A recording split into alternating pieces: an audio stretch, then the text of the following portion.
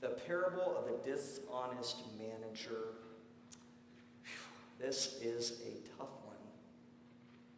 If the Jeopardy answer is Jesus' most confusing parable, then the question would have to be, what is the parable of the dishonest manager? It's a unique parable, but it often leaves a faithful reader confused, leaves me confused. And so as I often ask, what point is Jesus trying to make? What message about faith and about the kingdom of God is Jesus getting at today? Well, let's begin maybe by digging in, by analyzing this parable a little bit. Who is the manager in the parable being held accountable to? Well, he's accountable to a rich man who owns the property that this dishonest man has neglected and squandered. But does that rich man, the one who owns the property, the one about to dismiss this manager, does he represent God in this parable? I think we always tend to want to identify who God is in a parable. And this parable definitely begs for us to identify who God is in the story. The problem is that God isn't easily identifiable in this parable. Now, a lesson about God's kingdom can be found, but God specifically isn't found as a metaphor in this gospel text. So what we have is this: a manager, a dishonest man whose misdeeds have caught up with him. And we, the people listening to this parable, we might want this guy to get what's coming to him. We want him, I think, to be called out, for him to have to own his mistakes and even be punished for them. That is why justice, the concept of justice, still matters to us. When someone steals from us, we want them to be held accountable. So when the parable concludes with this dishonest manager being commended for being even more dishonest, I think it might confuse us. It might even set us off a little bit.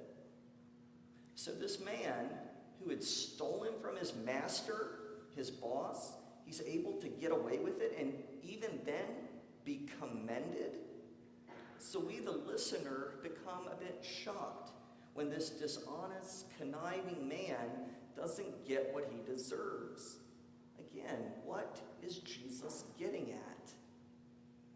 A moment ago, I said that God isn't easily identifiable as any one individual in this parable. But I said that a lesson about the kingdom of God is identifiable. And let me explain what I'm seeing today in this gospel text. Beginning at verse 2, the text says, "The rich man summoned the manager and said to him, 'What is this that I hear about you? Give me an accounting of your management, because you can't be my manager any longer.' Then the manager said to himself, 'What will I do now that my master is taking the position away from me? I'm not strong enough to dig, and I'm ashamed to beg.'" This is a man who is coming to the end of his rope. A man whose sins and mistakes have finally caught up with him. This is a man who knows his limitations. It's a man who knows his failings and is now going to try to own up to them. He doesn't believe that he can make amends, but he can seek out mercy. And I believe that is one of the main points that Jesus is trying to make in this gospel text. A person who has few options left. A person who knows that they've completely messed up. Someone who knows their limitations. I'm not strong enough to dig, and I'm ashamed to beg. Because that's the typical solution I think that we as people come up with and seek out. We, like the dishonest manager, tend to view God, or in this case, the rich man above him, We often view God as a tyrant, a heavy-handed judge, someone waiting to punish us for sins that we've made. So we seek out some kind of option, pleading, begging, maybe making some kind of penance. This parable is showing us, though, that the dishonest man sought mercy, not from his master, but from other people. You see, the rich man in this parable, as I said, the master, he isn't representing God, but he is how we tend to view God. The rich man is symbolic of what we mistakenly believe about God. Notice that the manager didn't even attempt to seek forgiveness from his master. He didn't try to make amends for his sins. He gave up on the idea that he could be forgiven and reconciled. So this parable kind of has, I think, a twofold meaning. It is showing us what we mistakenly believe about God, that we believe that God is often heavy-handed and vengeful and waiting on us to make a mistake. But this parable is also meant to show us what's commended in the kingdom of God. Mercy. Mercy sought and mercy given. That is what the kingdom of God is about. The misdeeds and sins that have been done in the past, they don't matter as much as what that person does about them. And so, at this point, I want to share kind of an epiphany moment that I had this past week that brought into focus, I think, the meaning of this parable. And it came to me in the middle of the week as I was kind of struggling to get to the heart, the real meaning of this parable. But to back up a bit, though, and add some context to what I'm going to tell you, about 10 months ago, I ordered a booklet, a magazine booklet, from a company that I had subscribed to for decades. This company publishes magazines and books and a podcast, and I had always felt that they were a good, trustworthy company, and I liked and respected the content that they put out. So I ordered an annual compendium, if you will, a booklet for $50, and it was supposed to be shipped and delivered at the beginning of 2022. Well, weeks went by into the year, and I had nothing. They had debited my money, and I had nothing.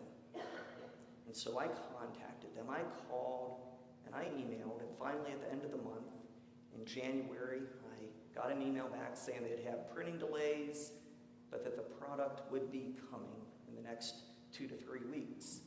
Well, that time passed, and another email finally arrived in my inbox telling me again more printing delays, but the magazine booklet would be coming in 2 to 3 weeks. And I waited and waited, kind of put it out of my mind, but then I thought, wait a minute, I've spent $50 on this, and we're into April, and I haven't gotten it yet. And so I kept calling. No one would pick up the phone. I left a voicemail. I would Facebook message them. I would email them.